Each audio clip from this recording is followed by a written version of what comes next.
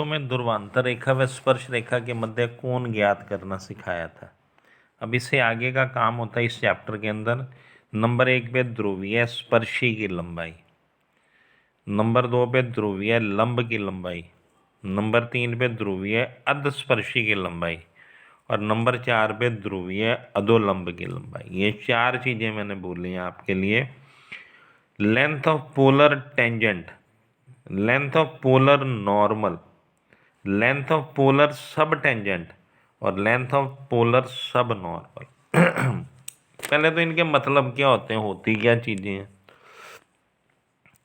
तो उसका जवाब समझने के लिए ये आपको मैंने एक फिगर सी बनाई है, इसको समझना होता है। ये कोई कर्व बना हुआ है जिसके ऊपर मैंने एक बिंदु लिया P, जिसके कोऑर्डिनेट है आर थीटा। अब आर थीटा के बारे में पता चल गया, P को O के साथ मिलाया तो ये जो दूरी होती है ये R को रिप्रेजेंट करती है। अब इस P बिंदु पर मैंने एक टेंजेंट लाइन ड्रॉ कर दी जिसको मैंने PT नाम दिया। एक इसके ऊपर मैंने नॉर्मल बना दिया PN। O बिंदु से गुजरती हुई एक रेखा मैंने खींच दी NT, मिला दिया इनको आपस में। नंबर 1 पे ये जो ON है OP पे 90 डिग्री का कोण बनाएगा। नंबर 2 पे कोऑर्डिनेट आर थीटा होने के कारण ये जो एंगल दिख रहा है तुम्हें POX, ये थीटा का हो गया। नंबर 3 पे ध्रुवांतर रेखा दिख रही है OP, स्पर्श रेखा दिख रही है PT, इनके बीच में कोण हो गया फाई। अब नंबर 1 पे ध्रुवीय स्पर्शी इस PT का नाम होता है। लेंथ ऑफ पोलर टेंजेंट किसका नाम है, इस PT का नाम है। फिर इस PT की अपने को प्रोजेक्शन देखनी होती है जो तुम्हें OT पे दिख रही है। इस PT की प्रोजेक्शन तुम्हें OT पे दिख रही है। OT पे दिखने के कारण इस OT का नाम हो जाता है ध्रुवीय अधस्पर्शी, पोलर सब टेंजेंट। हो गई बात यहाँ तक। ये जो PN होती है ये नॉर्मल को रिप्रेजेंट करती है। जो रेखा स्पर्श रेखा पे लंब होती है, 90 डिग्री का कोण बनाती है, तुम्हें पता है उसका नाम अभिलंब होता है। अब हम अभिलंब ना बोल के लंब बोल देते हैं उसको। ये 90 डिग्री का कोण बना रही है तो इस PN का नाम हो गया polar normal, length of polar normal. अब इस PN की प्रोजेक्शन देखें तो ये हो जाती है ON, जिसके नाम हमने रखा हुआ लेंथ ऑफ सब नॉर्मल। हो गई बात clear. PT length of tangent, OT length of सब tangent, PN length of normal और ON length of subnormal. इन 4 के लिए 4 फॉर्मूले बनाने होते हैं अपने आप। इन फॉर्मूलों को बनाने के लिए तुम्हें एंगल जो दिख रहे हैं इनके बारे में पता चल गया। बड़ा आसान सा काम होता है। एक ट्राइंगल लिया मैंने OPT, ठीक है। इस ट्राइंगल में तुमसे किसी ने पूछा सेक फाई का मान ज्ञात कीजिए। कॉस फाई का मतलब होता आधार बटे करण, सेक का मतलब होता है करण बटे आधार। तो यहाँ पे करण देखा जाए तो PT के द्वारा रिप्रेजेंट हो रहा है और आधार है OP के द्वारा रिप्रेजेंट हो रहा है। मैंने मान निकाला PT upon R is equal to sec phi. यहाँ से PT का मान निकाल दिया R sec phi. Sec phi का मान मुझे पता अंडर रूट में 1 + tan स्क्वायर फाई होता है। अब ये tan फाई वो मान है जो तुमने कल ज्ञात किया था। मैंने यहाँ पे tan फाई का मान पुट कर दिया R d थीटा बटे dr को होल स्क्वायर। मेरे पास लेंथ ऑफ टेंजेंट का फॉर्मूला बन गया R रूट में 1 + R d theta upon dr को होल स्क्वायर। ये फॉर्मूला रटा होना चाहिए तुम्हें, क्वेश्चन में डायरेक्ट यूज में आता है। अब इसी ट्राइंगल में यदि तुम्हें कहा जाए tan फाई का मान निकालो, तुम कहते हो जी लंब बटे आधार, तो मैंने लिखा OT upon R is equal to tan phi. यहाँ से OT का मान निकाल दिया R tan phi. tan phi का मान मुझे पता है R d थीटा बटे dr। टोटल वैल्यू होगी R स्क्वायर d थीटा बटे dr। तो ध्रुवीय अधस्पर्शी की लंबाई लेंथ ऑफ सब टेंजेंट का फॉर्मूला है R square d theta upon dr। अब ये ऊपर वाला ट्राइंगल लेंगे अपने PON। इस ट्राइंगल में तुमसे कहा गया कॉसेक फाई का मान ज्ञात कीजिए। साइन फाई का मतलब लंब बटे करण होता है, मालूम है तुम्हें, या करण बटे लंब हो जाएगा। तो P N upon R is equal to cosec phi. P N का मान हो गया आर, कोसेक फाई को रूट में 1 plus cot square phi. Tan phi का मान मुझे पता है, उसको रिवर्स कर दें, उल्टा कर दें तो कॉट फाई का मान बन जाता है। तो 1/r D R upon D theta का होल स्क्वायर। तो पी एन का मान हो गया आर रूट में 1 plus 1/r D R upon D theta का होल स्क्वायर। ये लेंथ ऑफ नॉर्मल। अब मुझे ओ एन का मान चाहिए। इसी ट्राइंगल में मैं कॉट फाई का मान निकालता हूँ। तो O N upon R is equal to cot phi.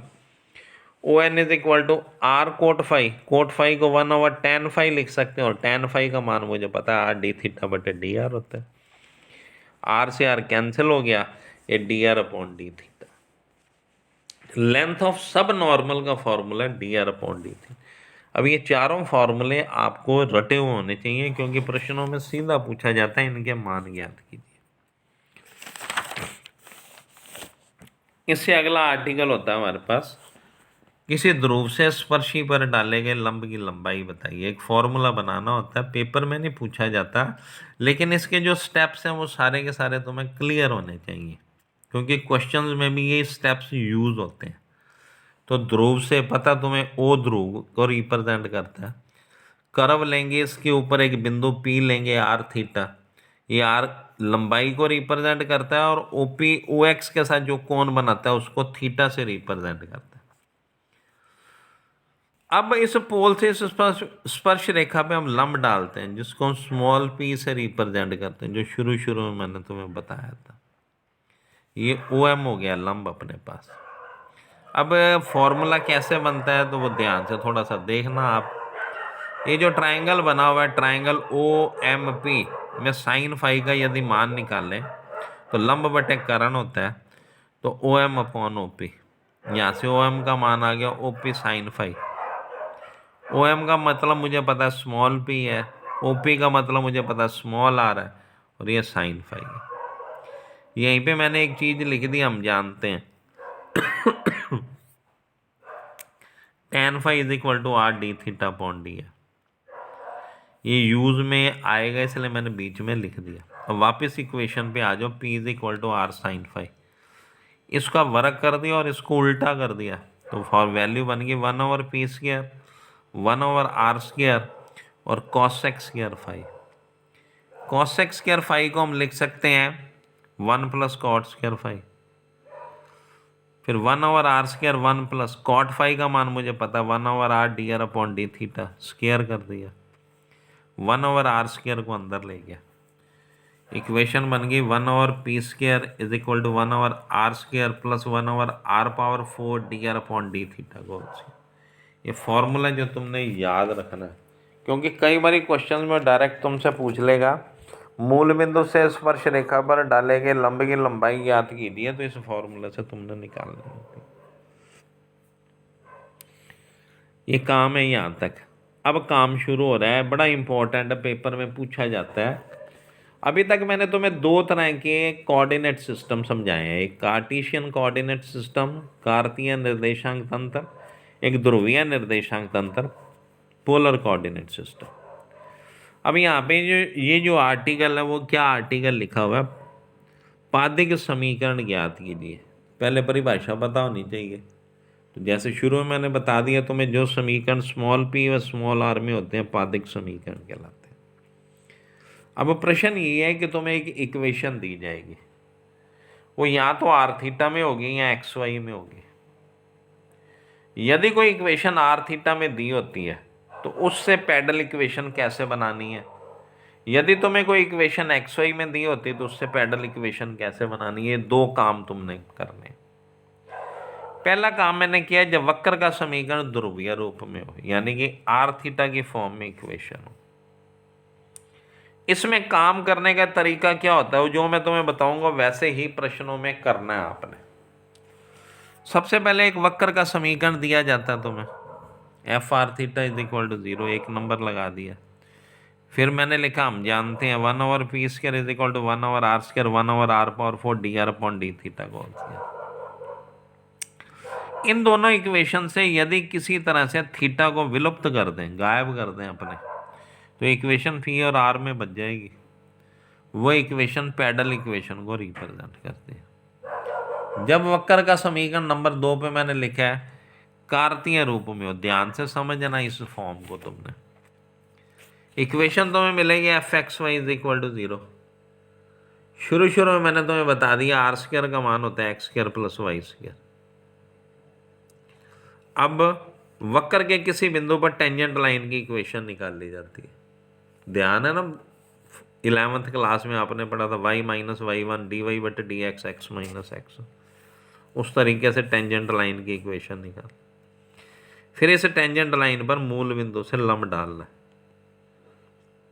मूल बिंदु से इस टेंजेंट लाइन पे लंब डालना है। अब पहले मेरी बात ध्यान से सुन लो। एक लाइन की इक्वेशन दी हुई है तुम्हें ax plus by plus c is equal to 0। इस रेखा पर मूल बिंदु से यदि लंब डाला जाए तो जो तरीका तुमने सीख रखा 11th क्लास में वो ये है, x की जगह 0 पुट करो, y की जगह 0 पुट करो, तो बचा मेरे पास c अपॉन में रूट में x के गुणांक का स्क्वायर और y के गुणांक का स्क्वायर। ये फॉर्मूला होता है लंब की लंबाई को ज्ञात करने का। अब यहाँ पे मूल बिंदु से डाला है तो 0 0 से डाला है, तो x की जगह 0 y की जगह 0 कर देते हैं। c बचता है अपॉन में x के गुणांक का स्क्वायर और y का गुणांक, यानी कि रूट में a² प्लस b²। ये फॉर्मूला होता है तुम्हारा जब कार्टेशियन में अपने काम करते हो। अब सबसे पहले कर्व की इक्वेशन है f(x, y) is equal to 0, फिर r² is equal to x² plus y², फिर टेंजेंट लाइन की इक्वेशन निकाली। इस टेंजेंट लाइन पे मूल बिंदु से लंब डाला, तो जब मूल बिंदु से लंब डालोगे तो बड़े x और बड़े y की जगह 0 कर दोगे, तो small x dy/dx minus small y upon में रूट में x के गुणांक का स्क्वायर और y के गुणांक का स्क्वायर। y का गुणांक 1 है और x का गुणांक है dy/dx का होल स्क्वायर। इन तीन इक्वेशन की हेल्प से अपने x और y को एलिमिनेट करेंगे और इक्वेशन बनाएंगे स्मॉल p और स्मॉल r में।